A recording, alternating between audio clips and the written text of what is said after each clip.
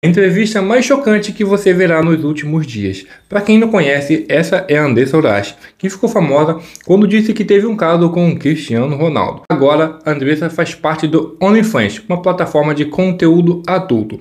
Porém, quem filma os teus vídeos é o seu próprio filho. E veja só o que ela diz na entrevista. Andressa, vamos conversar um pouco para tentar entender esse seu novo momento, né? Porque é um momento que está chocando muita gente por vários aspectos. O que eu quero entender é o seguinte: por que você faz questão que o seu filho filme as suas cenas de... Olha, na verdade, a gente vê como um trabalho. A gente não vê isso como algo íntimo. Ele não sente nada, eu não sinto nada, e a gente pensa apenas na parte financeira. Então, já que eu estou crescendo financeiramente, eu conversei com ele sobre isso, porque ele é fotógrafo, então ele já faz esses trabalhos, e ele levou super de boa, e para ele é só um trabalho. Jotinha, por favor. Bom dia, Andressa, tudo bem? Obrigado por ter aceitado o nosso convite. Eu quero te fazer uma pergunta, e me perdoe se eu for muito invasivo. Eu gostaria de saber se tu faz algum tipo de tratamento relativo à tua saúde mental, se o cuidado dela está em dia, e se tu não tens medo também do impacto psicológico que isso possa vir a ter nos teus filhos.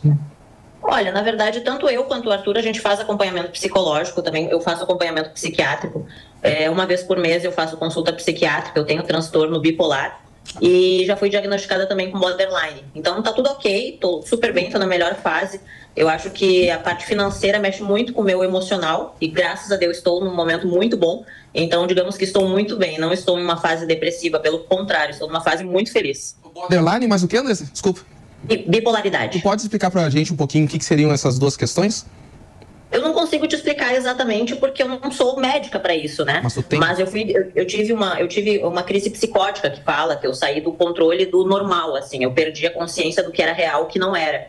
Então é algo bem complexo e muito sério, né, pela medicina. Mas eu não sei exatamente como te explicar para que as pessoas possam entender de uma forma correta, sem passar informação que seja realmente concreta, né? Ô, Andressa, só para entender, assim, eu me lembro a última vez que você veio aqui no Morning dar uma entrevista pra gente, você estava naquela fase que você estava muito próxima da igreja evangélica. Eu acho que naquela época você até tinha intenção de virar uma pastora e tal. Eu me lembro que na entrevista que a gente fez, você estava focadíssima nisso, você estava frequentando a igreja constantemente. Eu quero entender o que mudou e o que aconteceu desse momento que eu estou relatando para o atual momento que você vive. Porque, assim, há uma diferença gigantesca, né, de Andressas aí. O que aconteceu no meio do caminho? Eu acredito que hoje, me analisando, eu vejo que eu sou uma mulher de fases. E essa fase que eu vivi, eu passei em 2014, eu quase morri, né? Eu tive um problema, que eu apliquei um produto, esse produto rejeitou no meu corpo, eu passei por uma infecção generalizada, então foi um baque na minha vida em relação à minha saúde. Nesse momento eu fiquei muito frágil e acabei me agarrando à religião.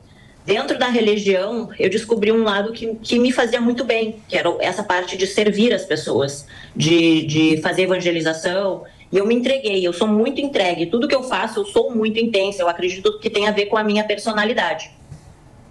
Acho que um psiquiatra poderia explicar melhor a minha personalidade do que eu mesma falando.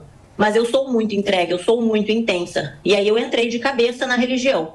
Infelizmente, eu acabei passando por aquele período onde foram levados mais de 2 milhões de reais do meu patrimônio. Eu não percebi que esse dinheiro acabou indo todo quando me dei por conta. Eu já estava numa crise financeira muito grande. Não soube administrar muito bem o meu psicológico em relação a isso. Realmente surtei, chutei o balde e pensei, bom, vou reconquistar tudo de novo. Acabei me casando, vivi essa parte do casamento, não deu muito certo também, por causa desses meus problemas psiquiátricos, na verdade, né? Eu tenho uma personalidade muito difícil de lidar. E aí passou esses 2 anos, nos divorciamos e agora eu retornei. Então, assim, o que eu penso hoje? Eu sou uma pessoa que eu penso muito no meu futuro, na minha aposentadoria. Então, eu estou pensando no meu futuro quando eu estiver mais velha. Por quê? Porque eu penso que quando eu estiver mais velha, eu não vou ter mais a juventude e a parte financeira também eu preciso de algo que me traga renda. Então, nesse momento, é a parte financeira que eu estou olhando. Sim. Então, se não tivesse acontecido, talvez, o que aconteceu com a igreja, deles levarem o meu patrimônio, talvez hoje eu não estaria tendo as atitudes que eu estou tendo. Ô, Andressa, uma dúvida. É verdade que você recebeu R$500 mil em 23 dias na plataforma que você atua? Ou seja, um número muito significativo. Eu já estou quase batendo 1 milhão em vendas. É muito significativo, é um valor muito bom. Eu estou muito feliz pelo retorno que está acontecendo. Eu acredito, assim, que muito na lei do universo, sabe? Infelizmente, eu acabei doando mais de 2 milhões para a igreja que eu consegui aprovar, né? Eu abri mão do processo porque isso estava me desgastando muito. Tava me fazendo muito mal, ficou 2 anos esse processo ali. E não acontecia, aquilo estava me desgastando e eu acabei abrindo mão e deixei para o universo. Então eu acredito que tudo que você plantar, você vai colher de uma certa forma. Então eu acredito que nessa lei do retorno, né? Em 23 dias veio mais de R$500 mil. E eu estou muito feliz, assim, por esse retorno tão rápido. Ô Andressa, o teu filho recentemente no Instagram foi questionado exatamente por se ele se sente à vontade de fazer essas filmagens contigo, e ele respondeu o seguinte: eu não acho estranho fazer isso, às vezes eu tenho que falar para ela qual posição tem que ficar. O último que eu gravei eu dei instrução na maioria das fotos e vídeos, ou seja, ele meio que atua como um diretor das tuas filmagens, mas eu não quero entrar no aspecto de vídeo, eu quero entrar no aspecto da criação de um filho. Você não acha que esse tipo de relacionamento e esse tipo de trabalho não afeta o que é mesmo a representação de uma mãe e a representação de um filho na vida? Ou seja, você não acha que isso compromete de alguma forma até a criação, a mentalidade, a formação do seu filho? Olha, as pessoas me questionam muito isso, mas na minha mente está muito bem claro como algo profissional e frio. Não existe sentimento, entende? É razão total. Por exemplo, eu vim de uma família muito pobre, então todo o patrimônio que eu construí foi através e eu deixei isso sempre bem claro para ele. Eu levei ele no meu ambiente de trabalho quando ele tinha idade para isso. Eu mostrei esse mundo como funciona para ele. Eu, quando ele tinha mais ou menos uns 10 anos, eu li o meu livro para ele. E ali no meu livro tinha situações bem fortes que eu vivi. Sempre deixei bem claro. A gente sempre teve uma amizade muito assim verdadeira, de eu contar, eu explicar, conversar. Então a gente tem um ótimo relacionamento, sabe, de mãe e filho. Nós não temos.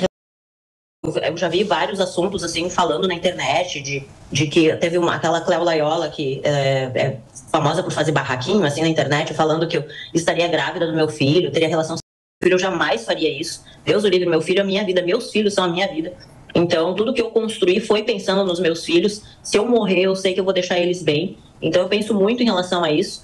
E nossa amizade vai acima de qualquer palavra que as pessoas possam falar, porque a gente sabe quem a gente é, entende? A gente tem a consciência muito tranquila em relação a isso. Para mim, o Arthur é como se fosse um diretor de uma cena onde eu estou trabalhando e ali tem um resultado. Então, e a gente sempre pensa assim, no melhor resultado para que financeiramente isso venha a dar esses frutos. Andressa, mas deixa eu te fazer uma pergunta. Na mesma resposta que tu colocas a relação entre a amizade e que tu tens com o teu filho, tu tratas ele como um profissional.